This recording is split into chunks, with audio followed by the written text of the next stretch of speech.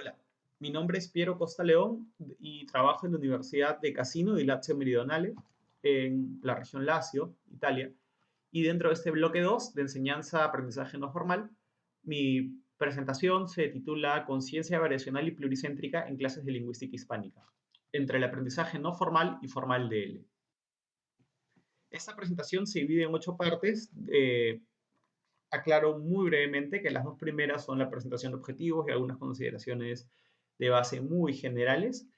Lo que tenemos entre las secciones 3 y 5 más bien atañe más al nivel conceptual y sobre todo cómo puede ayudarnos a entender ciertas realidades didácticas concretas.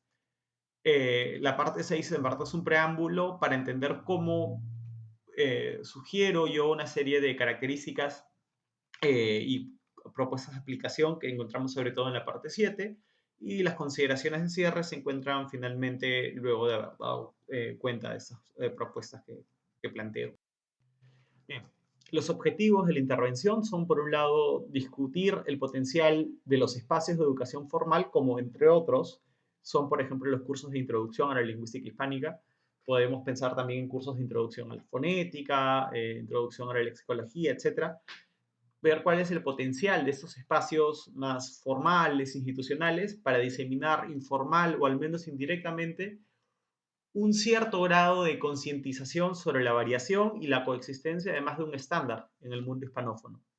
En ese sentido, se busca evaluar el alcance de ciertos conceptos formulados desde las contemplaciones variacionales y glotopolíticas del castellano, de cara a su inserción en reflexiones prácticas y aplicaciones didácticas en el proceso de interiorización de la lengua entre hablantes universitarios de países no hispanófonos que justamente la están aprendiendo y que están además siendo conscientes de la realidad sociolingüística o de las dinámicas del lenguaje que están involucradas como parte del español.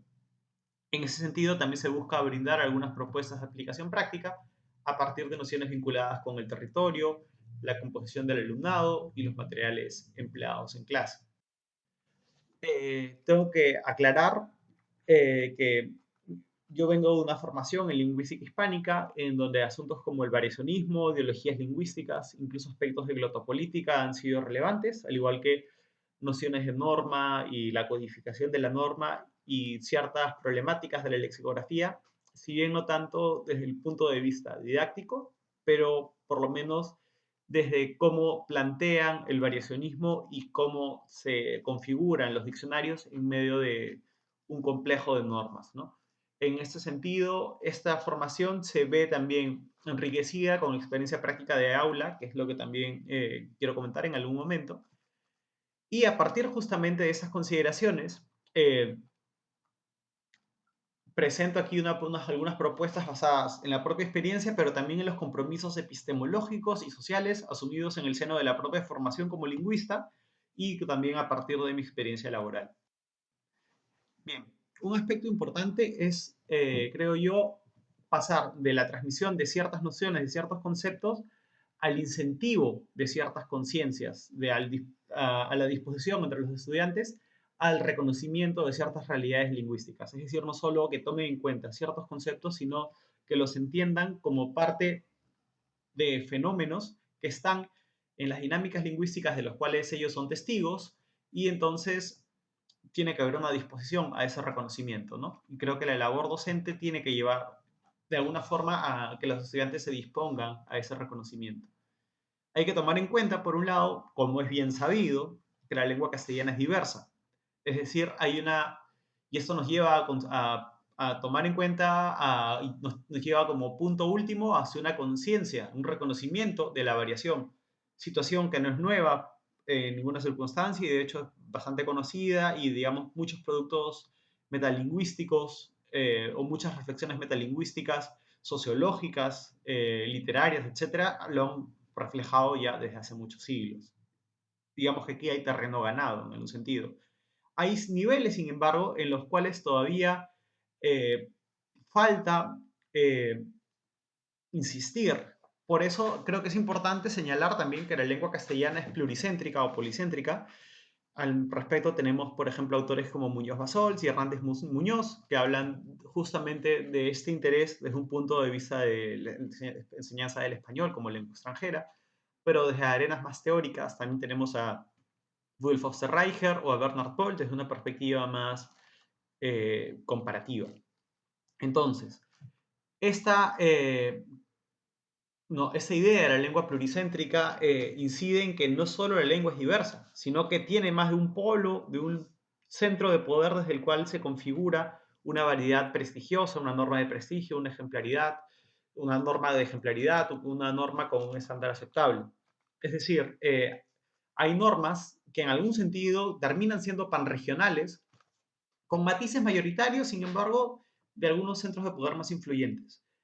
Hay normas que aplican en ese sentido para todo el área andina, para todo el área del Río de la Plata, para todo el área de México y Centroamérica, pero hay ciertos lugares que por dinámicas históricas, socioeconómicas, ideológicas, han terminado acaparando más poder y por tanto son más responsables, tienen un rol, digamos, primordial en la configuración de esa norma panregional. Así, por ejemplo, Madrid, la norma madrileña se ha impuesto o termina siendo un punto de referencia en España, mientras que por otro lado, la Ciudad de México, Buenos Aires, Bogotá terminan siendo otros puntos, otros centros de poder responsables o artífices de la codificación de una norma panregional. Lo importante en el marco de las reflexiones de este evento es tomar en cuenta no solo el concepto de pluricentrismo como tal, sino ver de qué manera podemos llevar hacia el aula en que los estudiantes se enfrentan al español como lengua extranjera, una conciencia, podemos llevar esas reflexiones a una conciencia del pluricentrismo, del policentrismo, es decir, hacer entender a los estudiantes, llevarlos a que reconozcan la existencia de más de una norma y la distribución de esas normas en el mundo hispanófono, es decir, que los estudiantes sean conscientes de un distribucionismo de las normas y en ese sentido asumir no solo la existencia de más de una norma, sino también la posibilidad de tener en la misma interacción más de un modelo de norma ejerciendo poder. En ese sentido, que los estudiantes como hablantes de español, acepten en su mismo espacio la pertinencia, la validez de más de una norma de referencia, incluso aquellas diferentes a la propia, en vista de que justamente coexisten las normas, más aún en sus circunstancias de constante migración y globalización que experimentamos a menudo. En ese sentido, es importante lo que ahí planteo como un tercer nivel de conciencia, que es la conciencia de la coexistencia de las normas y en algún sentido también de la horizontalidad del encuentro plurinormativo, lo que Osterreicher de alguna forma llama ya cultura lingüística pluricéntrica. También hay que tomar en cuenta el carácter glotopolítico que hay en la transmisión de ciertas variedades al enseñar el español como segunda lengua.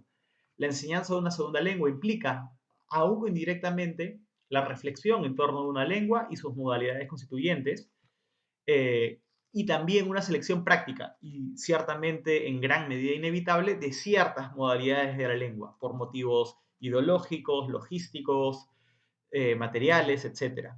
Eh, esa selección de ciertas modalidades, de ciertas formas de hablar, conduce a la reproducción en el aula de la selección de ciertas modalidades. ¿Sí? Se reproduce, el docente lleva hacia el aula, de alguna manera refleja ante los estudiantes la selección de ciertas modalidades. Y como consecuencia de ello, los estudiantes en el alumnado se recibe la predilección de algunas modalidades. Evidentemente, esta predilección por ciertas modalidades puede ser matizada si es que justamente se habla de la existencia de otras modalidades y de otras normas, no solo de modalidades, sino de normas prestigiosas, no solo la que en concreto se distribuye en el aula, y también, pero también se puede, digamos, favorecer, legitimar una norma por encima de otras, y es por eso que también, tal como señalo aquí, estas implicaciones de la enseñanza de la lengua se entrecruzan con una serie de actitudes desplegadas en el aula. Es decir, dependiendo del posicionamiento de mayor o menor autoridad o centralidad del docente, dependiendo de la forma en que se fomenta la participación y el intercambio de las ideas con y entre los estudiantes, se puede ciertamente, pese a la inevitabilidad de la selección de ciertas modalidades, dar a entender al estudiante que vamos a trabajar solo con una modalidad, pero que también existen otras, o a veces simplemente se puede invisibilizar otras variedades. Y otras normas también, que es lo que quiero insistir. Entonces hay que tomar en cuenta la ideología del estándar, de los estándares, que no solo, digamos, son relevantes para cuando hablamos del español como lengua extranjera, sino también el español como segunda lengua en países, entre personas, entre hablantes de otras lenguas en países donde el español sí es lengua mayoritaria.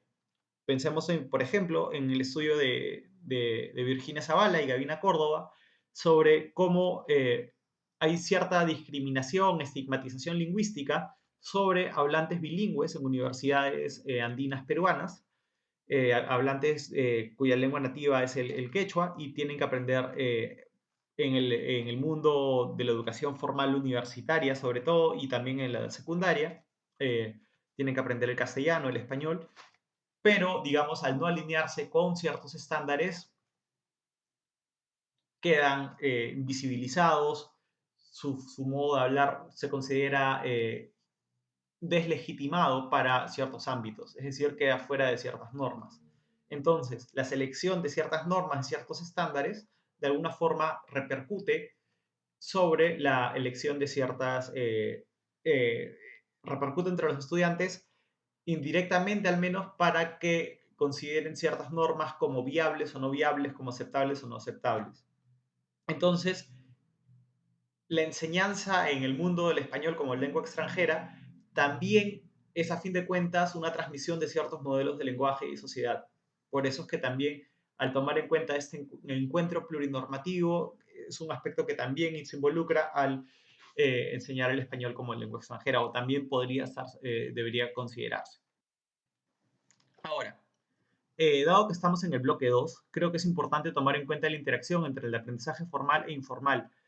En el caso que yo en concreto les comento, parte de mi interés es ver si las clases de introducción a la lingüística hispánica entre el alumnado extranjero es también acaso un espacio de aprendizaje del español como lengua extranjera y no solo de contenidos disciplinares.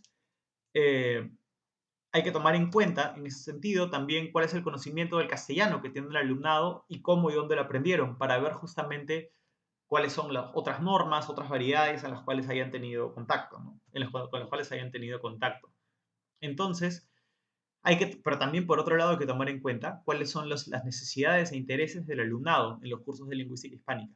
Es decir, evidentemente muchas veces es pasar el curso y nada más, pero también siguen siendo los cursos de lingüística hispánica un espacio para la exposición y aprendizaje y sensibilización del estudiante con respecto a las realidades lingüísticas, sociolingüísticas y políticas del castellano. Entonces, en ese sentido, surge la pregunta de qué y cómo se puede aprovechar los contenidos transmitidos en las clases de lingüística hispánica para incidir en el reconocimiento de la variación y además del fomento de una cultura pluricéntrica o policéntrica. Mi experiencia en concreta, de la cual parto para los ejemplos que presento luego, las sugerencias que planteo luego, se dan en dos cursos. Por un lado, un curso de la licenciatura en Derecho Laboral y Derecho Empresarial de la Universidad de Brescia, un curso de lengua española, y por otro, un curso de lengua española para el máster universitario en Relaciones Internacionales Comparadas de la Universidad Ca' Foscari de Venecia. Bien. Eh, Como parte de las propuestas de aplicación que tomando en cuenta la discusión que un poco les he planteado anteriormente, creo que resulta conveniente mencionar acá, es que hay que, por un lado, visibilizar la composición del aula y los conocimientos previos del alumnado, es decir, aprovechar el aporte variacional que ofrecen los hablantes de herencia si es que, por ejemplo, hay hablantes de herencia en el aula, y en ese sentido es importante tomar en cuenta si hay hablantes de herencia, por ejemplo, de algún país latinoamericano, porque en una situación como tal, o Guinea Ecuatorial o Filipinas, para ver si una situación como tal permite eventualmente difundir en el aula una conciencia de variación que también se puede aprovechar claramente a partir del conocimiento de los estudiantes. También hay que tomar en cuenta los viajes de los estudiantes, es decir, si han viajado, quizá muchos hayan viajado a ciudades como Salamanca, Madrid, Barcelona, pero hay que ver si han estado, por ejemplo, en las Islas Canarias o en Andalucía o en Quito o en Cancún. Entonces, ver también con qué variedades del español han estado en contacto. Hay que tomar en cuenta en ese sentido, hay que visibilizar y normalizar la migración y el contacto en pos de una conciencia variacional más significativa. Hay que tomar en cuenta, por ejemplo, qué conocimiento social tienen los estudiantes con respecto a hablantes del español que viven en su misma ciudad, por ejemplo. Por ejemplo, si escuchan hablar español, por más que no sea el español que se habla en el aula, escuchan hablar español en las estaciones de tren, en las calles cuando están en su ciudad. Hay que tomar en cuenta también que ahí no solo hay un reconocimiento de la diversidad lingüística del español, sino de la variación lingüística del español, sino también de otras variedades que constituyen, a fin de cuentas, normas. No, como les comentaba antes, no en todos los casos, pero también como los hablantes no necesariamente tienden hacia una norma madrileña, los hablantes con los que comparten su día a día los estudiantes, sino a otra variedad que también está presente en el día a día, ¿no? A otra norma que está presente en el día a día. Por ejemplo, si hay migrantes mexicanos o guatemaltecos que van a tender hacia una norma más cercana a la Ciudad de México y que podrían ser parte de lo que los estudiantes escuchan día a día en el bus, en el tren, etc. También puede ser útil aprovechar el léxico temático del curso y el léxico institucional del ámbito universitario. Dado que estamos hablando de estructuras educativas de las que emergen ciertas normas y muchas veces las conversaciones también giran en torno de de la normatividad institucional en medio de la cual tienen que transitar los estudiantes. Creo que es importante dar a conocer la variedad incluso institucional, porque ahí también reside parte de las normas, ¿no? La variedad léxica institucional. Por ejemplo, en vez de simplemente usar la palabra máster, también dar en cuenta que en otros países se llama maestría, o, por ejemplo, que mientras en algunos lados se llama licenciatura, en otros lados se llama pregrado o grado. Eh, es una forma también de dar cuenta del léxico normativo en medio de su configuración pluricéntrica. También es importante, en relación con el territorio, entender el empleo en la lengua local, es decir, en la L1 de los estudiantes, de nociones geográficas como América, americano, Latinoamérica, sudamericano, etc. Porque justamente así se incide y se descentra solo de los modelos o de los ejemplos vinculados con España. No basta solo con hablar de Latinoamérica, sino incidir también en particiones más precisas como Sudamérica, América Central, qué se entiende por Norteamérica en español frente a lo que se entiende por Norteamérica en italiano, por ejemplo, en el caso de mi experiencia o también en otros lados. También resulta importante utilizar utilizar en los ejemplos ciudades no necesariamente españolas o actores no necesariamente españoles. Es decir, puede hablarse, por ejemplo, mencionarse ejemplos con Bogotá, Cali, en vez de simplemente no solo quedarse con ciudades españolas. Hablar de actores como Gael García, por ejemplo, o Ricardo Darín, y no solamente de actores españoles o en general, digamos, personalidades, ¿no? De República Dominicana, porque ahí vemos cómo también se va configurando la norma fuera del ámbito propiamente peninsular. Bien, algunas observaciones de cierre que tengo son las siguientes. Por un lado, la instrucción formal en los cursos de lingüística hispánica en universidades de países no hispanófonos puede constituir un espacio para incidir en la conciencia de la variación e incluso de la conciencia del pluricentrismo.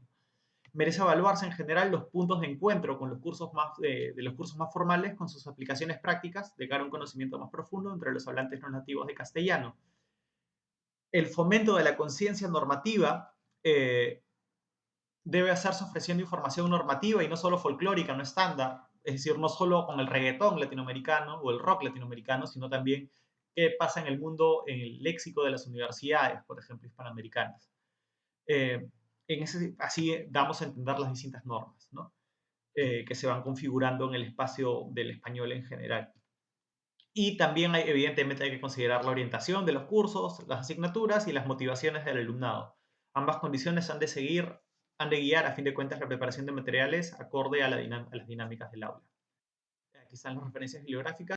Les agradezco por la atención.